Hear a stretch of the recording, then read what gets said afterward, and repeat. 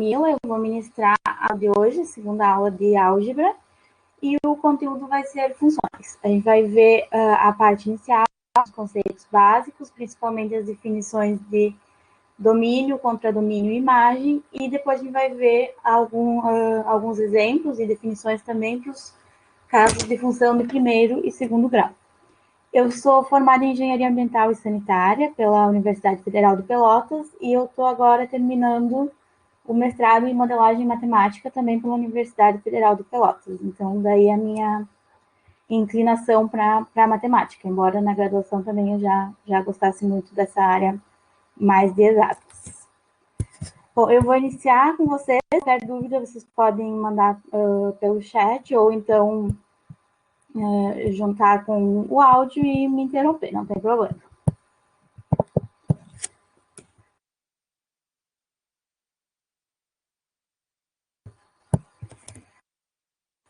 Aqui, primeiramente, nós vamos ver a definição de função utilizando os conceitos de conjuntos que vocês viram na última aula com a Tanise, a professora Tanise. Então, o que nós temos aqui é uma função f de A em B. Ou seja, nesse caso, o meu conjunto A é definido como o domínio. O domínio, uma função, ele sempre precisa estar bem definido. E no conjunto domínio, todos os números precisam estar relacionados de alguma forma a pelo menos um número ou um elemento qualquer do conjunto B, que é o contradomínio. Ou seja, não pode, quando nós estamos vendo funções através dessas noções de conjuntos, não pode estar sobrando no conjunto A, que é o conjunto domínio, nenhum elemento. O conjunto A, domínio, e o conjunto B, contradomínio, eles estão relacionados através de uma regra de relação. Essa regra de relação, ela é uma função f de x, nesse caso aqui do exemplo, dada por x mais 2.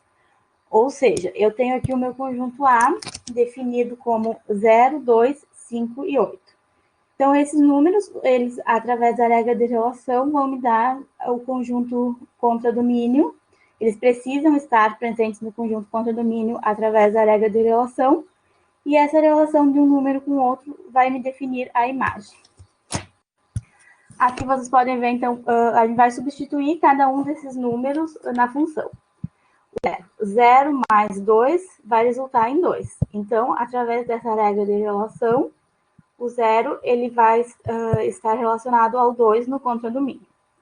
Da mesma forma, substituindo o 2 na função. 2 mais 2 vai resultar em 4. A ligação desses dois conjuntos é do 2 com o 4. E assim, da mesma forma, para o 5, 5 mais 2, 7, e para o 8. 8 mais 2, 10. Eu trouxe aqui uma definição mais formal, sendo a função uma regra que relaciona cada elemento de um conjunto a um único elemento de outro conjunto. Eu vou mostrar mais alguns exemplos para ficar mais claro, então. Mas o que a gente precisa ter claro daqui, ou bem definido, é essa definição de domínio, contradomínio e função.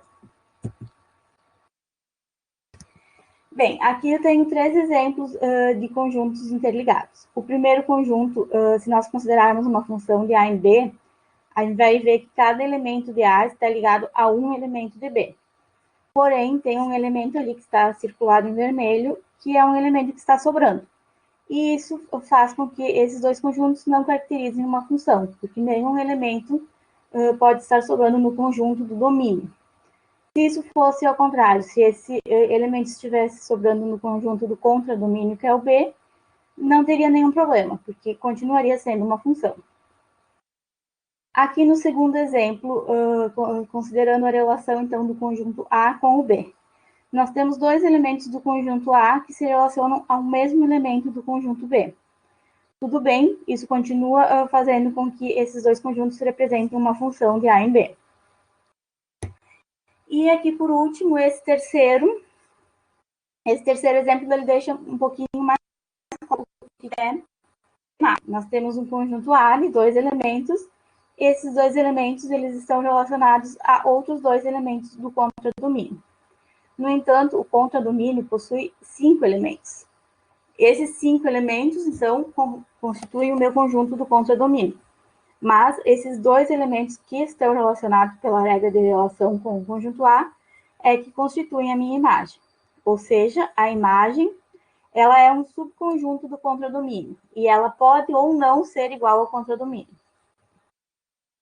O importante é que a imagem ela esteja contida no contradomínio.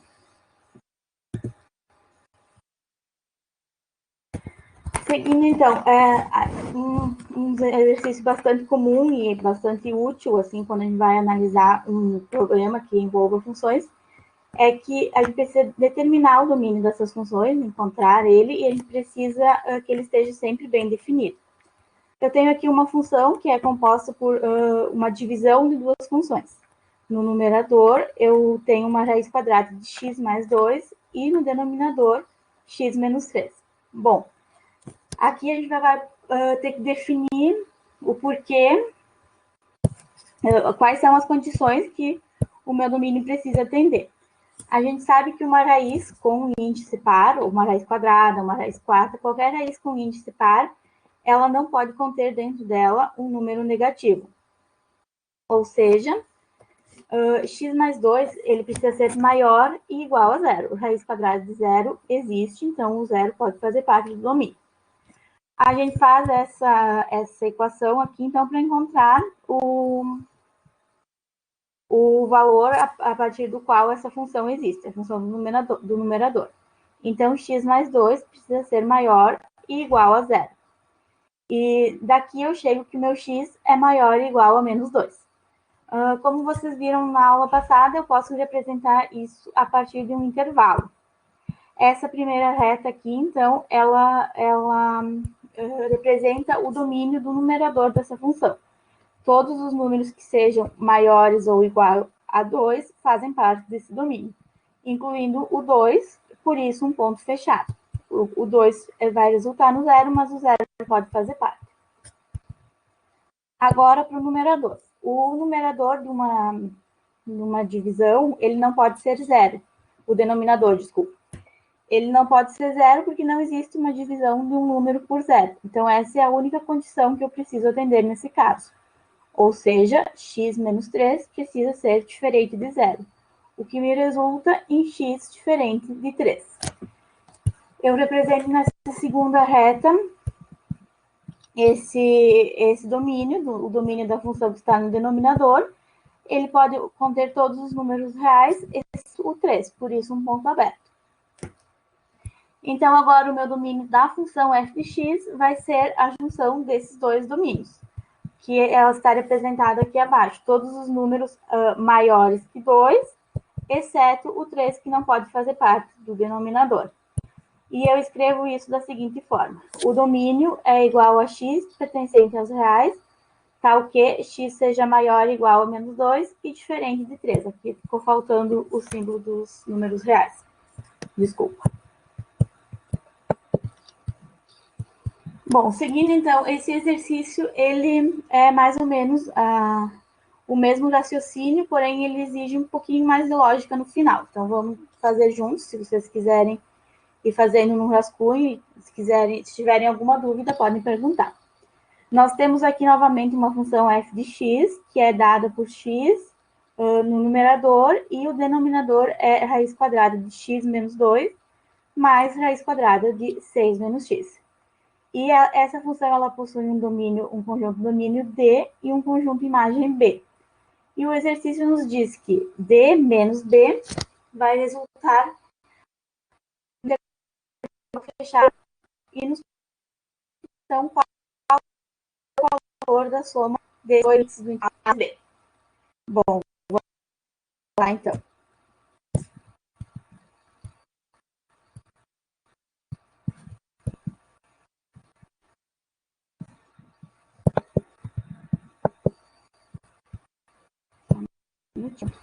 Aí. Então, a função, para a gente poder observar ela, a gente precisa ver quais condições a gente precisa atender para que essa função exista e a gente possa delimitar, então, o seu domínio. Bom, x no numerador, ele pode ser qualquer número pertencente aos reais.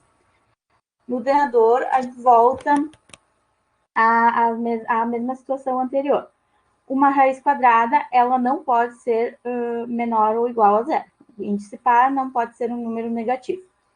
Bom, então nós temos que x menos 2 precisa ser maior ou igual a zero, o que me resulta em x maior ou igual a menos 2.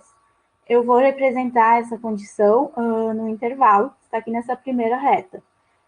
Para essa primeira condição, todos os valores maiores do que 2 são possíveis para que a função continue existindo.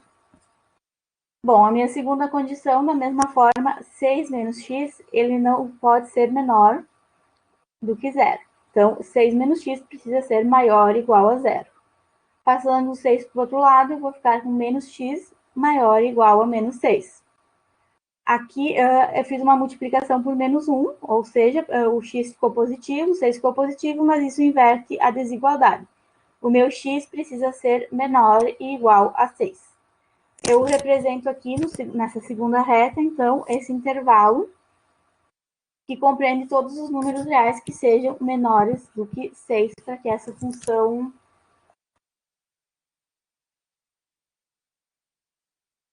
possa... A outra condição, a soma dessas duas raízes quadradas aqui, ela não pode ser zero, porque o denominador não pode ser zero. Se a gente definir aqui essas duas condições anteriores, a gente vai ver que o nosso domínio só pode estar entre 2 e 6. Bem, se o meu domínio está entre 2 e 6, eu posso racionalmente ver que qualquer um, pela lógica, qualquer um desses números que eu colocar entre o intervalo 2 e 6 aqui nessa função, não vai zerar o meu denominador. Então, são todas as condições que precisam ser atendidas por domínio.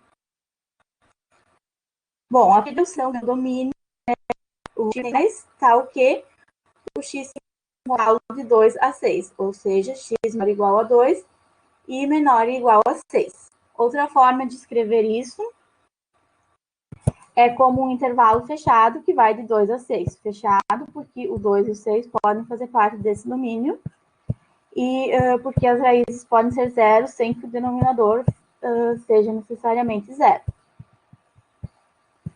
Bom, o exercício me diz que o domínio menos a imagem vai me resultar em um intervalo fechado AB. Nós já conhecemos aqui o conjunto domínio, que é o intervalo de 2 a 6. Agora, nós precisamos definir a imagem. Bom, aqui, como ele vai definir a imagem? A gente sabe que esse domínio pode ir de 2 a 6. 2 e 6 são os limites do meu domínio. Se eu substituir eles na função f de x, eu vou ter os limites da minha imagem, porque eu não posso ter nenhum número maior ou menor do que esses para que o domínio exista. O domínio está bem definido nesse ponto.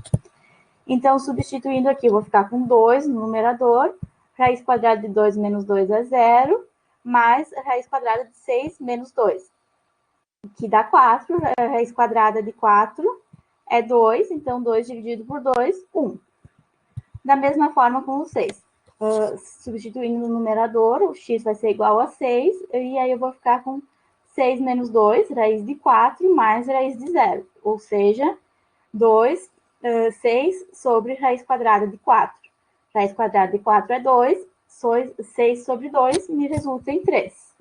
A partir daqui, eu posso traçar, então, o meu conjunto imagem, representado aqui por B, nesse intervalo.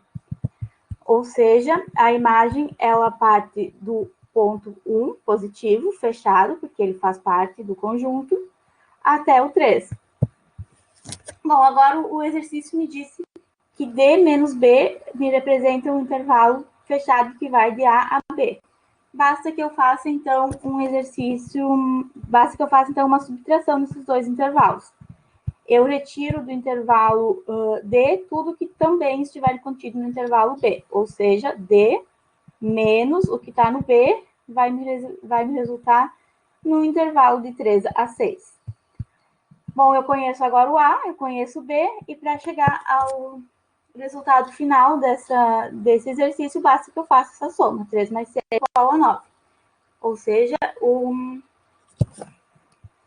resultado, a resposta certa é 9. Esse exercício é um exercício de vestibular, eu acabei não colocando, não lembro exatamente de qual universidade agora, mas é um tipo de exercício que requer apenas um pouquinho mais de raciocínio, não é difícil algebricamente, ele se resolve da mesma forma que o anterior. Porém, ele requer essa relação, esse raciocínio para fazer essa relação entre os conjuntos B e D.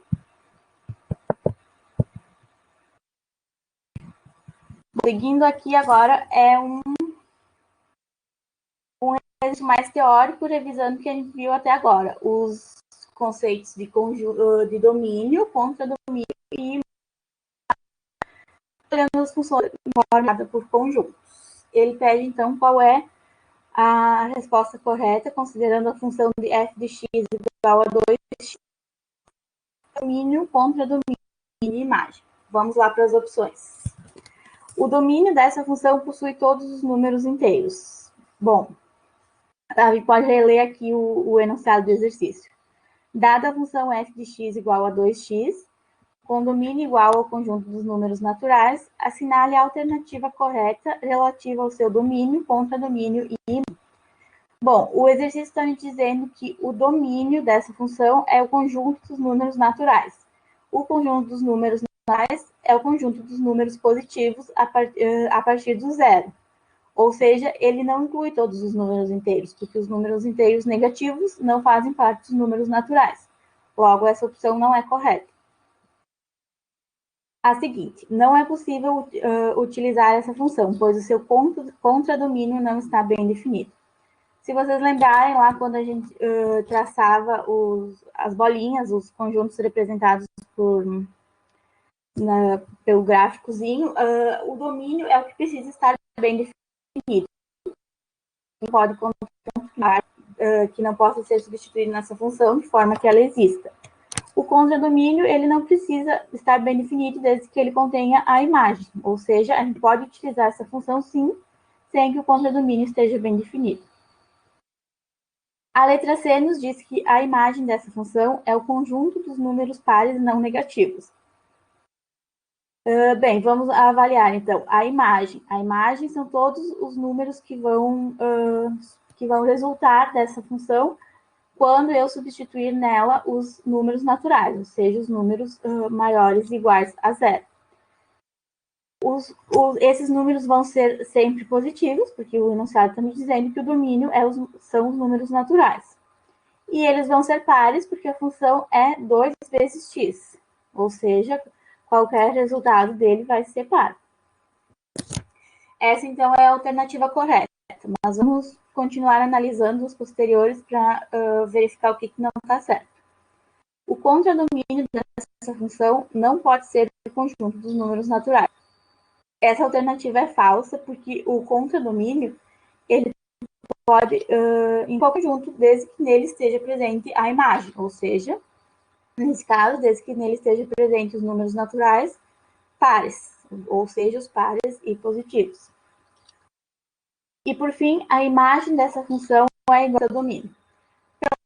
Pela letra C, que é a resposta certa, a gente pode ver que essa aqui não está correta. Por quê? Porque o domínio dessa função inclui os números ímpares. Qualquer número ímpar, desde que positivo, pode ser colocado ali. Diferente, então, da imagem, que é apenas os pares e positivos.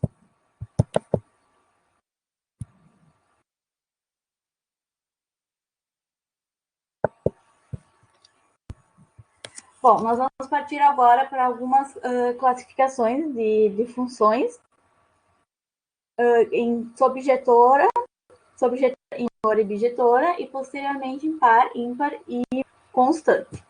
Essas classificações vão ficando mais claras ao decorrer da aula, mas é importante que elas sejam vistas agora, porque a gente vai precisar delas em seguida.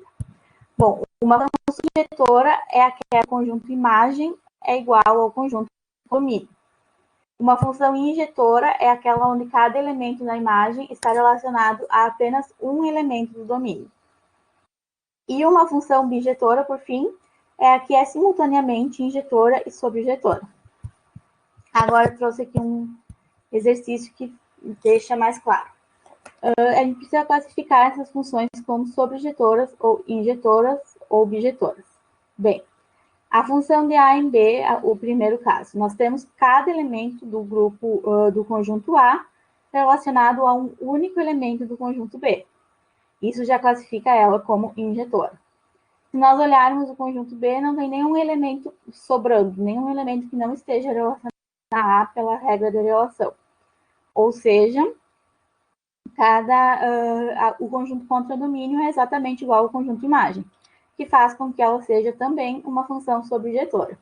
Se ela é sobrejetora e também injetora, logo ela é uma função bijetora.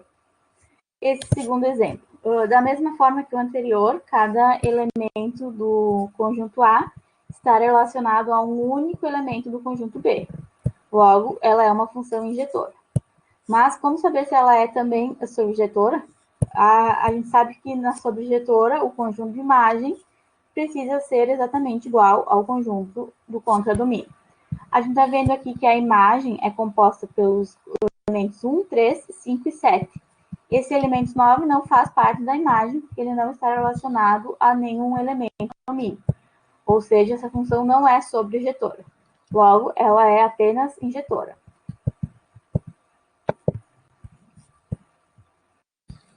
Seguindo aqui, as funções também podem ser classificadas como par. Função par e somente se todos os pontos do seu domínio satisfizerem a igualdade f de x igual a f de menos x. Um caso típico de uma função par é o x ao quadrado, que é uma função de segundo grau. Qualquer elemento positivo ou negativo que for substituído na função x ao quadrado vai me resultar em um elemento positivo.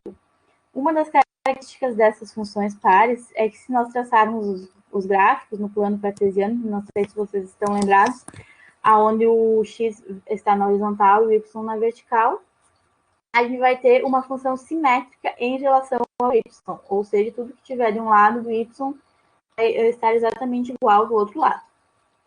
Uma função ímpar é uma função que satisfaz a igualdade de f de x igual a menos f de menos x. Um exemplo típico nesse caso é o x ao cubo. Fazendo uma substituição rapidinha, a gente poderia verificar isso. As funções ímpares, elas são simétricas em relação à origem. Se vocês já viram uma função, por exemplo, de um seno, de um cosseno, ou alguma onda, alguma coisa assim, essas funções são funções ímpares, porque a cada certo intervalo, elas se repetem simetricamente.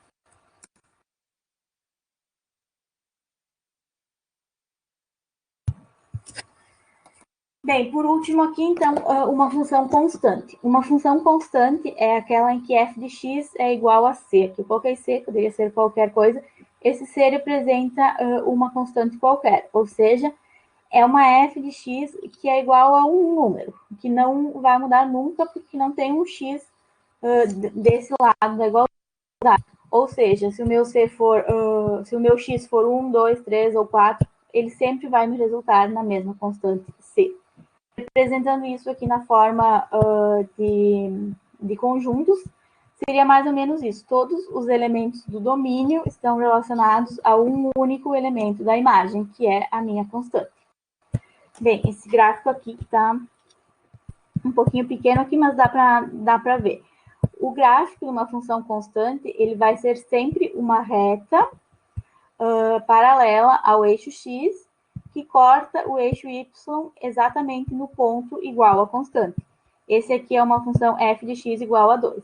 2 é a minha constante, o gráfico está sendo cortado no y, no ponto igual a 2, e é perpendicular ao x. Bom, seguindo então, agora nós vamos entrar nas funções de grau. Até aqui, o mais importante é que a gente tenha entendido o que é domínio, contradomínio e imagem. O domínio, ele precisa ser bem definido para que a função exista.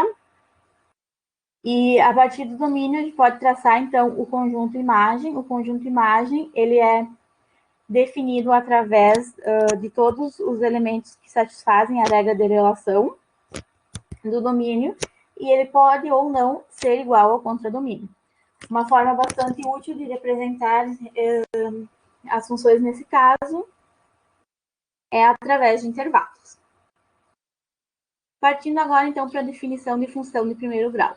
Chama-se função polinomial de primeiro grau ou função afim, que é um outro nome dado para essas funções. Qualquer função definida dentro do conjunto dos números reais, dada por uma lei de formação f de x igual a x mais b, com a diferente de zero. Aqui a gente já pode fazer uma relação com o slide anterior, que é constante. O que acontece se A uma função constante? O que acontece se A for igual a zero? Se A for igual a zero, esse termo aqui deixa de existir.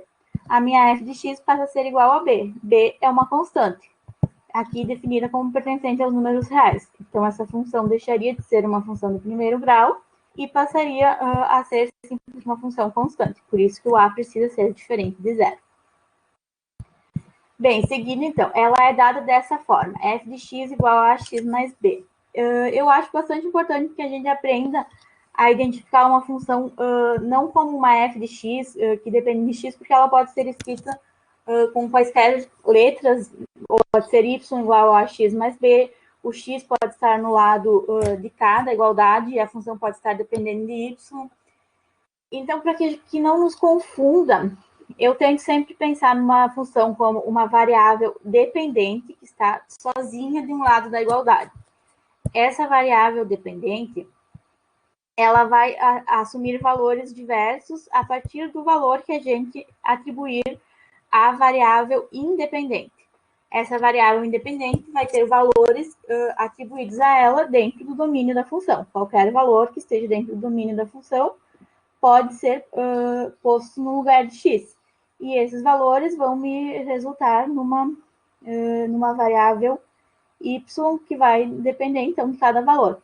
É interessante que a gente sempre pense, então, numa variável dependente e independente. A variável dependente é aquela que está sozinha de um lado da igualdade.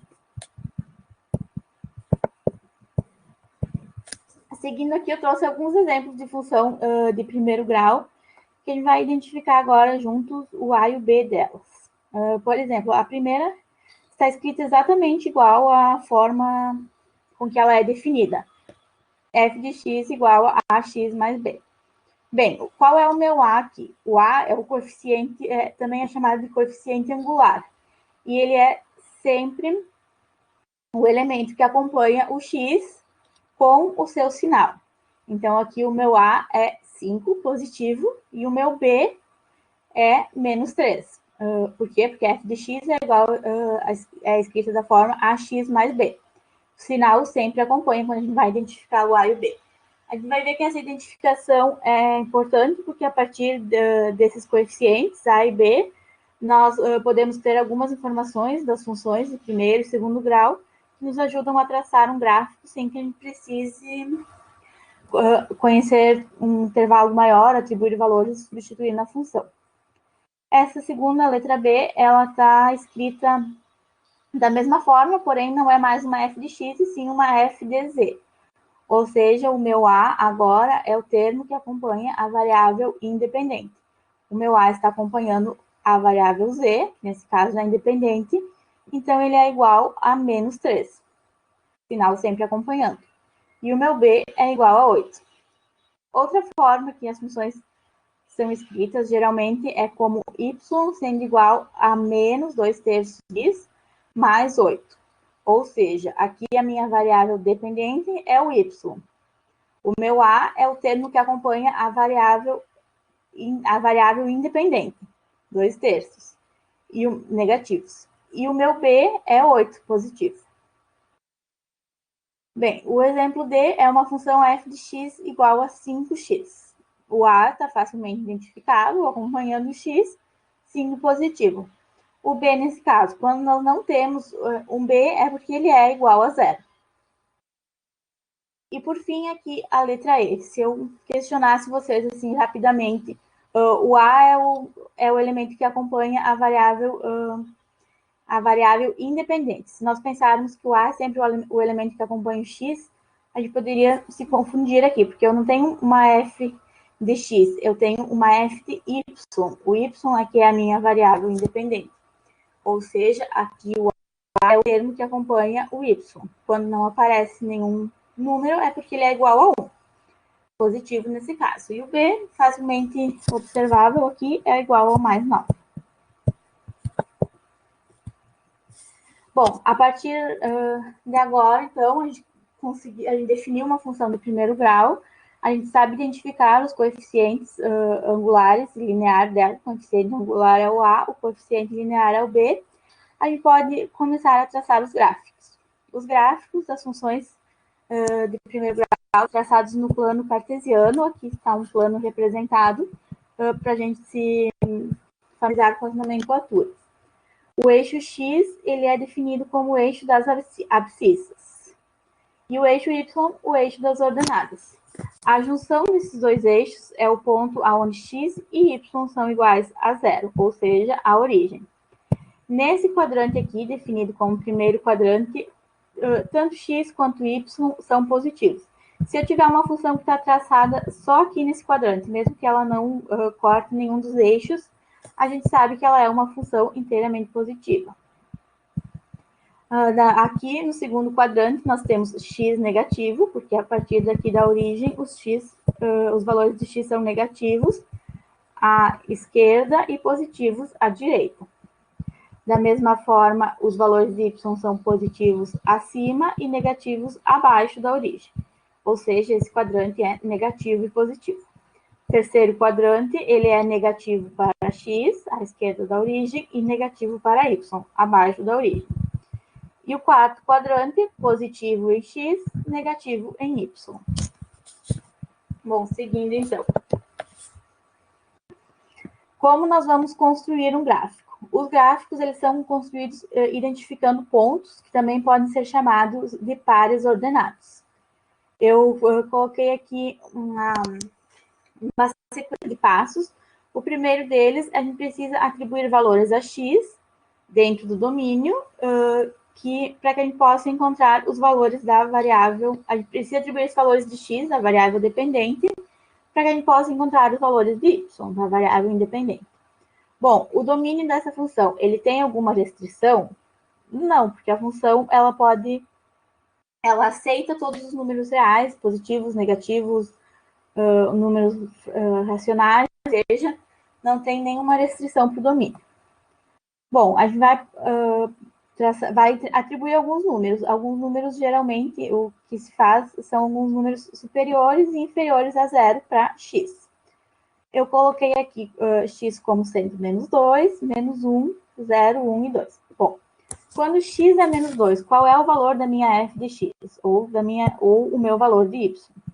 Quando x é menos 2, eu vou substituir aqui 2 vezes menos 2, mais 1, 2 vezes menos 2, menos 4, mais 1, menos 3. 2 vezes menos 1, menos 2, mais 1, menos 1. Quando o meu x for 0, a minha f de x vai ser 1. 2 vezes 0, 0, mais 1. Quando o meu x for 1, 2 vezes 2, 2, mais 1, 3. E, finalmente, quando o meu x for 2, 2 vezes 2, 4, mais 1, 5. Bom, então agora nós temos aqui 5 pares ordenados. Vamos marcar esses pontos no gráfico, no plano cartesiano. O meu primeiro ponto é o menos 2 e o menos 3. Bom, menos 2 em x, no lado esquerdo da origem. 1, 2, menos 2. O meu ponto, menos 3 em y, abaixo da origem. 1, 2, 3, em y. Eu traço essa linha vermelha que junta esses dois pontos. Aqui, exatamente aqui onde eu estou deixando o mouse, é o meu primeiro ponto. Bom, partimos para o segundo. Menos 1 e menos 1. Menos 1 em x, menos 1 em y. Bom, agora nós temos um ponto 0 em x. Quando é 0 em x, significa que esse ponto vai estar sobre o eixo y, em y igual a 1. Ele está aqui embaixo da reta, no ponto y igual a 1. Da mesma forma, agora positivo 1 e 3, e ambos positivos novamente, 2 e 5. Então, o ponto 2 no x, 5 no y. Finalmente, a gente traça uma reta que une todos esses pontos, porque o gráfico de uma função de primeiro grau, ele é sempre reta. Vamos ver mais algumas informações sobre esses gráficos. Bom, nós temos que encontrar, então, primeiramente, a raiz dessa função de primeiro grau. O que é essa raiz? Essa raiz, ela ocorre quando a minha f de x é igual a zero, ou seja, quando o meu y é igual a zero. Substituindo a forma genérica dela, f de x igual a x mais b, ou seja, zero vai ser igual a ax mais b. O que eu preciso agora é isolar o x para saber exatamente qual ponto é esse. Então, x vai ser igual a menos b sobre a. Menos b sobre a é a minha raiz de uma função de primeiro grau. O que esse ponto me diz? A raiz de uma função de primeiro grau é o ponto onde a função corta o eixo x. Bom, ele pode ser útil quando a gente vai traçar um gráfico. A gente já tem uma ideia de quais valores a gente precisa atribuir a essa função para saber mais ou menos onde ela está no gráfico. A gente sabe onde ela corta o eixo x. Seguindo aqui, uma outra, como eu falei anteriormente, os gráficos das funções de primeiro grau, eles são sempre uma reta, crescente ou decrescente. Como que a gente sabe se ela é crescente ou decrescente? Uma forma é atribuir os valores e traçar a reta, e outra forma mais simples é analisar o sinal do A, que a gente identificou anteriormente. Se o A ele é positivo, então a minha reta é crescente. Se o A é negativo, a minha reta é decrescente. Aqui elas estão representadas, então, uma reta crescente e uma decrescente. Aqui na crescente, quanto maior os valores de x, conforme o x vai aumentando, indo para o lado dos positivos, maiores vão ser os valores de y. Os dois estão crescendo. Aqui na decrescente, quanto maiores os valores de x, menores serão os valores de y. Y está decrescendo. Essa é uma forma de classificar, então, as retas traçadas a partir de uma função de primeiro grau. Bom, seguindo aqui, então, agora, eu trouxe uma definição das funções de segundo grau. Eu não comentei anteriormente, mas se vocês avaliarem uma função de primeiro grau, ela é sempre escrita na forma ax mais b, ou seja, o expoente do x vai ser sempre 1. Diferente dela, uma função de segundo grau, ela é ou quadrática, é aquela em que existem números reais a, b e c, contando que a seja diferente de zero, para todo x pertencente aos reais, de forma que essa função seja escrita na forma f de x igual a ax ao quadrado mais bx mais c. Por que o a precisa ser diferente de zero? Porque se meu a for zero, esse termo aqui deixa de existir, uma multiplicação por zero vai resultar em zero, e eu deixo de ter uma função quadrática do segundo grau e passo a ter novamente uma função de primeiro grau. Bom, os gráficos de uma função de segundo grau. Os gráficos de uma função de segundo grau, eles são sempre uma curva que é chamada de parábola. Essa curva, ela pode ter voltada para cima, aqui nesse primeiro exemplo, ou concavidade voltada para baixo, como aqui nesse segundo exemplo. Como a gente identifica se essa curva tem concavidade para cima ou para baixo? Novamente, se o A for positivo, ou seja, maior que zero, a concavidade da minha parábola está virada para cima. Se o A for negativo, ou seja, menor que zero, a concavidade da parábola está voltada para baixo.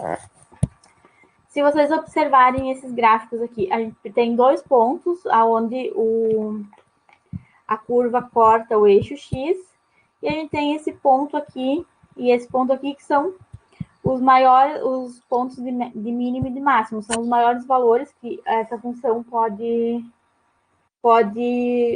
ter nesse quadrante. Com essas informações, a gente já pode fazer um esboço de gráfico de uma função de segundo grau, e é o que a gente vai ver a seguir. Bom, o que são esses pontos? Voltando aqui um pouquinho. Esses dois pontos aqui, onde o gráfico corta o eixo x, são as raízes de uma função de segundo grau. Diferente, então, da função de primeiro grau, ela pode ter duas raízes, mas a definição é a mesma. É o ponto onde a curva corta o eixo x. Como que a gente acha uma raiz de segundo grau? Pela fórmula de Bhaskara. Vocês já devem ter visto alguma vez, em algum momento da vida, mas ela é dada dessa forma. X igual a menos b, mais e menos raiz quadrada de delta dividido por 2a. Esse delta também é chamado de discriminante. A partir daqui, a gente vai ter, então, dois valores para x. Um valor para x quando a raiz de delta for positiva e um valor de x para quando a raiz de delta for negativa. Qual é a outra informação que a gente pode obter, então, a partir dessa fórmula, sem de fato, precisar calcular as raízes? É que quando o delta é maior do que zero, nós vamos ter duas raízes reais para essa função. Se ele for igual a zero, essa função vai me resultar em apenas uma raiz, porque o menos p mais ou menos zero vai ser um único valor. E se esse discriminante for menor do que zero, não há raízes reais. Por quê? Porque não existe uma raiz quadrada ou uma raiz com índice par, nesse caso quadrada, de um número negativo. Ou seja, o delta não pode ser menor do que zero. Bem, seguindo então, o vértice de uma parábola. Nós sabemos já como encontrar a partir da fórmula de Bhaskara. O vértice é aquele ponto, o ponto máximo da concavidade ou o ponto mínimo da concavidade que nós vimos lá no gráfico. O vértice de uma raiz, ele também é encontrado, então, a partir dessa relação de x igual a menos b sobre 2a. A gente vê aqui porque que é importante identificar corretamente o b e o a.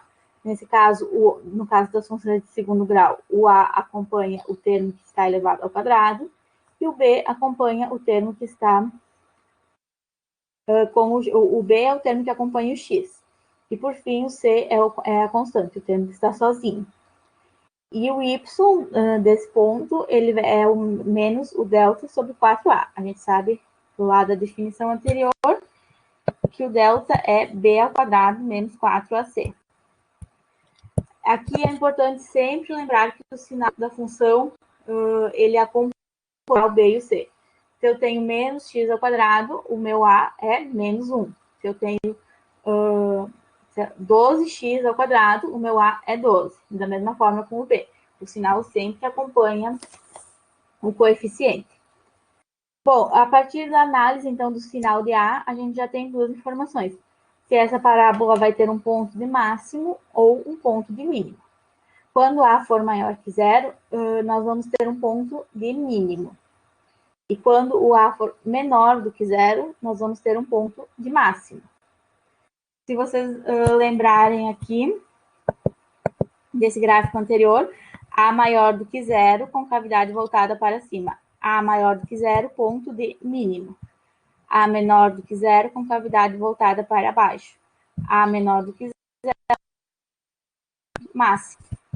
Com esses três pontos bem definidos, a gente já consegue traçar um esboço de uma parábola, ou seja, um esboço de um gráfico de uma função de segundo grau, que é o que a gente vai fazer agora. A gente vai construir, então, um gráfico para essa função igual a x ao quadrado menos 2x menos 3. Qual é o primeiro passo? O primeiro passo é identificarmos o a, o b e o c. Bom, o a é o termo que acompanha o x ao quadrado. Não aparece nenhum número, significa que o a é igual a 1. O b, nesse caso, é o termo que acompanha o x, ou seja, o menos 2. E o c é o termo, é a constante, o termo que não está acompanhado da variável independente, ou seja, o menos 3. Bom, nós conhecemos agora o a, o b e o c. Qual é a próxima para traçar um gráfico? É encontrar as raízes desse gráfico. Eu apenas reescrevi eles aqui para que a gente possa lembrar. Então, eu tenho lá que as minhas raízes vão ser dadas pela fórmula de Bhaskara, onde o meu discriminante vale b ao quadrado menos 4ac. O que a gente tem que fazer aqui é simplesmente substituir os coeficientes a, b e c na fórmula. Então, a é igual a 1. Aqui ficou um erro, desculpa. B ao quadrado... Ah, não, tá certo. B ao quadrado é menos 4ac. Então, B ao quadrado, aqui eu esqueci do menos 2, mas quando ele for do sinal negativo, mas quando é elevado ao quadrado, ele vai resultar num número positivo. Menos 4 vezes A é 1, vezes C. C é menos 3, ou seja, menos 2 aqui elevado ao quadrado vai ser 4, mais, porque menos com menos é mais, 3 vezes 4, 12. 12 mais 4 igual a 16. 16 é o meu delta. Nós sabemos que ele é maior do que zero, e ele vai me gerar, então, duas raízes reais para a minha função. Bom, encontrando a primeira delas, menos B, menos B, menos 2. Mais ou menos a raiz quadrada do meu delta, que é 16, dividido por 2 vezes o A. O meu A é 1 positivo. Menos com menos, mais, 2, mais e menos a raiz quadrada de 16, que é 4, dividido por 2. 2, primeiro sinal negativo. O meu x', ou o x, o 1, a gente identifica as raízes como a gente quiser aqui. O meu x' vai ser aquele para o qual a raiz quadrada é negativa. Então, 2 menos 4 dividido por 2. 2 menos 4 menos 2 dividido por 2 menos 1. Da mesma forma, agora, considerando o 4 positivo. 2 mais 4, 6 dividido por 2, 3. Vai ser agora, então, as raízes da nossa função de segundo grau. Bom, o que nós sabemos até agora? As raízes delas, nós sabemos que ela possui concavidade voltada para cima, porque o A é positivo, e nós precisamos agora encontrar, então, o ponto de mínimo. Quando o A é positivo, nós temos um ponto de mínimo. Seguindo, então, aqui reescrevi novamente o A, o B e o C. O meu ponto de vértice ele é formado por um X e um Y, um par ordenado. O meu x é dado por menos b sobre 2a, então menos 2, sempre lembrando do sinal, que precisa acompanhar os coeficientes, dividido por 2. Menos com menos mais, então 2 dividido por 2 igual a 1. Agora, o meu y vai ser igual a menos o delta, dividido por 4a. Meu delta é 16, dividido por 4 vezes 1. Aqui o sinal negativo, o meu delta era positivo, que ele nunca pode ser negativo, ou porque se ele for negativo, não há raízes reais. Então, o meu ponto em y vai valer menos 4. Então, o meu par ordenado que representa o meu ponto do vértice é o x igual a 1 e y igual a menos 4. O que a gente faz agora para traçar o gráfico de uma função? A gente atribui alguns valores para x e y, mas a gente pode começar de outra forma.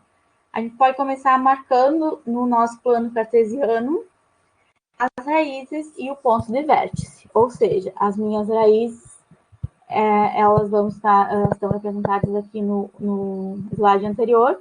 Menos 1 e 3 é os pontos aonde o gráfico corta o eixo X. Aqui não tá, desculpa, esse aqui é o eixo X, o horizontal, o eixo Y vertical. Então, o eixo X, menos 1, aqui está um ponto, uma raiz. Se a gente verificar aqui na tabelinha, quando a gente coloca o menos 1 aqui na função, ela vai me gerar um y igual a 0, que é exatamente o que está acontecendo aqui nesse gráfico. Bom, a minha outra raiz é o 3. Quando eu substituo o 3 aqui na função, 3 ao quadrado, 9, menos 2 vezes 3, 6, menos 3, 9 menos 9, igual a 0. Então, aqui eu marquei minhas raízes. Agora, eu tenho também o meu vértice, que é o par ordenado de 1 e menos 4. Ou seja, quando o meu x vale 1, o meu y vale menos 4. Eu sei que aqui eu tenho, então, o meu ponto de mínimo. Bom, agora a gente atribui alguns outros pontos. Aqui está o 1 e menos 4, e as raízes 1 e 3. Eu atribuí alguns outros pontos, então, quando ele for menos 3, aqui, ó, menos 1, menos 2, menos 3. Quando o meu x vale menos 3, a minha função vai valer 12, porque menos 3 ao quadrado, 3 vezes 3, 9. Menos 2 vezes menos 3, 2 vezes 3, 6. Menos com menos, mais. 9 mais 6, menos 3, igual a 12. Da mesma forma com o 2 negativo, menos 2 ao quadrado, 4, menos 2 vezes 2, 4. Menos com menos, mais, 4 mais 4, menos 3, 5. Da mesma forma com os números positivos. A gente pode traçar quantos números a gente quiser, mas a gente sabe que o comportamento, conhecendo as raízes e o ponto de vértice, a gente já pode traçar, então, esse gráfico.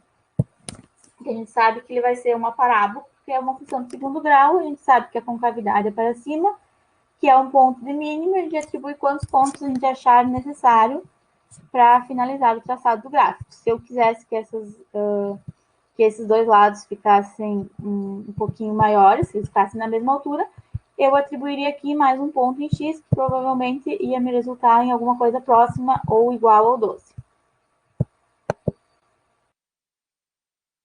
E, por fim, aqui eu trouxe um exercício de fixação a respeito de uma função de segundo grau, que é um exercício do Enem de 2000, um pouquinho velho já, mas ele engloba exatamente essa definição de função de segundo grau e ele utiliza dos vértices, das raízes, para ser resolvido. Vamos fazê-lo juntos, então.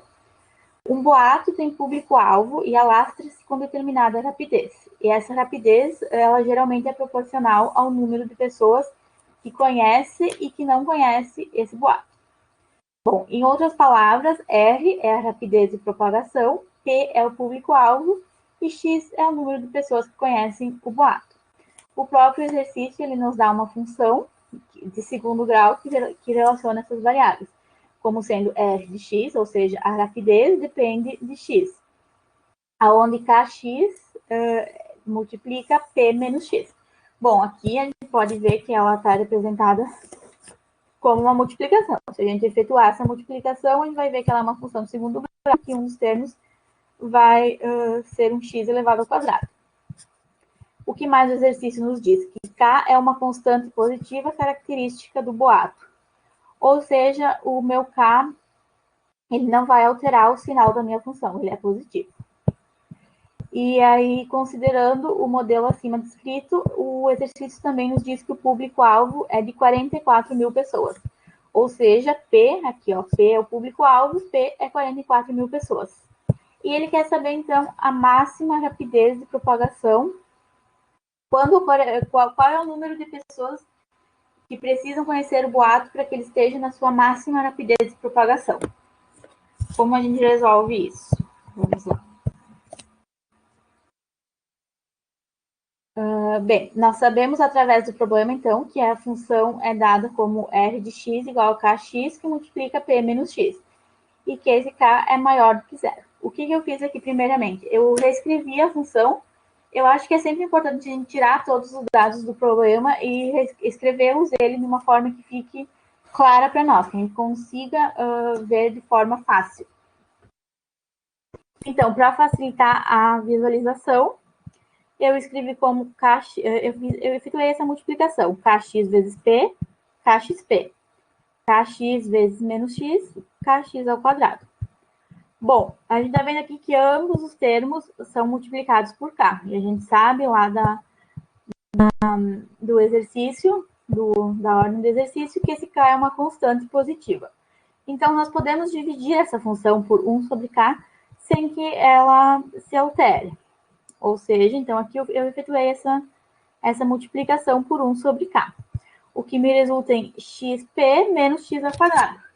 Ou seja, o que eu tenho aqui é exatamente uma função de segundo grau. O meu a é menos 1, que está em frente ao x ao quadrado, e o meu b é o p. O p a gente conhece lá do exercício, que é 44 mil pessoas. Está escrito que o problema nos diz que o público-alvo é de 44 mil pessoas. E então, a gente sabe que essa função atingirá a máxima rapidez quando ela atingir o seu valor máximo. Quando o A é negativo, a gente tem um ponto, o nosso vértice lá é um ponto de máximo. Ou seja, o que a gente precisa saber? A gente precisa saber qual é o número de pessoas. O número de pessoas é o x, é a minha variável independente, que precisa conhecer esse boato para que ele esteja no seu máximo de propagação, com a rapidez máxima. É muito simples, a gente simplesmente substitui os valores encontrados de A e B na fórmula que encontra o vértice. Por que o x e não o y? Porque o x representa aqui o número de pessoas que eu preciso atingir. Então, menos B, o B é o P, porém o P é 44 mil pessoas, dividido por 2 vezes A.